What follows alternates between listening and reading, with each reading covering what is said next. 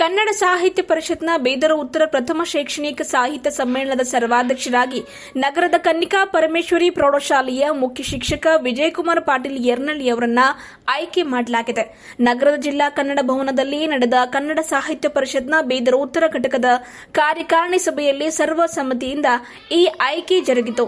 ವಿಜಯಕುಮಾರ್ ಪಾಟೀಲ್ ಅವರು 22 ವರ್ಷಗಳಿಂದ ಶೈಕ್ಷಣಿಕ ಸಾಹಿತ್ಯ ಕ್ಷೇತ್ರಕ್ಕೆ ನೀಡಿದ ಕೊಡುಗೆ ಪರಿಗಣಿಸಿ ಅವರನ್ನ ಸರ್ವಾಧ್ಯಕ್ಷರನ್ನಾಗಿ ಆಯ್ಕೆ ಮಾಡಲಾಗಿದೆ ಎಂದು ಪರಿಷತ್ನ ಬೀದರ ಉತ್ತರ ಘಟಕದ ಅಧ್ಯಕ್ಷ ಪರಮೇಶ್ವರ್ ಬಿರಾದರ್ ಮಾತನಾಡಿ ತಿಳಿಸಿದ್ದಾರೆ. ಸಮ್ಮೇಳನ ಆಗಸ್ಟ್ 8ರಂದು ನಗರದ ಪೂಜ್ಯ ಚನ್ನಬಸವ ಪಟ್ಟದೇವರ ರಂಗಮಂದಿರದಲ್ಲಿ ನಡೆಯಲಿದೆ. ಕನ್ನಡ ಸಾಹಿತ್ಯ ಪರಿಷತ್ನ ಜಿಲ್ಲಾ ಘಟಕದ ಅಧ್ಯಕ್ಷ ಸುರೇಶ್ ಚಂಚೆಟ್ಟಿ ಸಭೆಯ ಅಧ್ಯಕ್ಷತೆ ವಹಿಸಿದ್ರು. ಪ್ರಮುಖರಾದ ಲಕ್ಷ್ಮಣ್ ಪೂಜಾರಿ, ಸಂತೋಷ್ ಮಂಗಳೂರೆ, ಬಳಿರಾಮ್ ಕುರ್ನಾಡೆ, ಸಂತೋಷ್ ಸೋಲ್ಪುರೆ, ಸಂಗಮೇಶ್ ನೇಳ್ಗೆ, ಬಸವರಾಜ್ ಬಿರಾದರ್, ನರಸಾರೆಡ್ಡಿ ಸೇರಿದಂತೆ ಮತ್ತಿತರರು ಇದ್ದರು.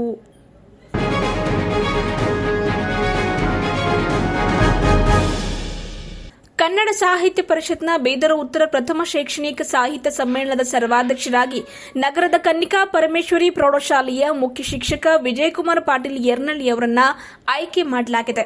ನಗರದ ಜಿಲ್ಲಾ ಕನ್ನಡ ಭವನದಲ್ಲಿ ನಡೆದ ಕನ್ನಡ ಸಾಹಿತ್ಯ ಪರಿಷತ್ನ ಬೀದರ ಉತ್ತರ ಘಟಕದ ಕಾರ್ಯಕಾರಿಣಿ ಸಭೆಯಲ್ಲಿ ಸರ್ವಸಮ್ಮತಿಯಿಂದ ಈ ಆಯ್ಕೆ ಜರುಗಿತು.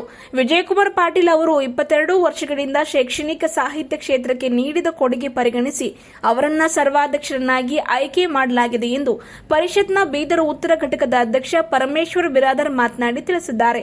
ಸಮ್ಮೇಳನ ಆಗಸ್ಟ್ 8ರಂದು ನಗರದ ಪೂಜ್ಯ ಚನ್ನಬಸವ ಪಟ್ಟದೇವರ ರಂಗಮಂದಿರದಲ್ಲಿ ನಡೆಯಲಿದೆ.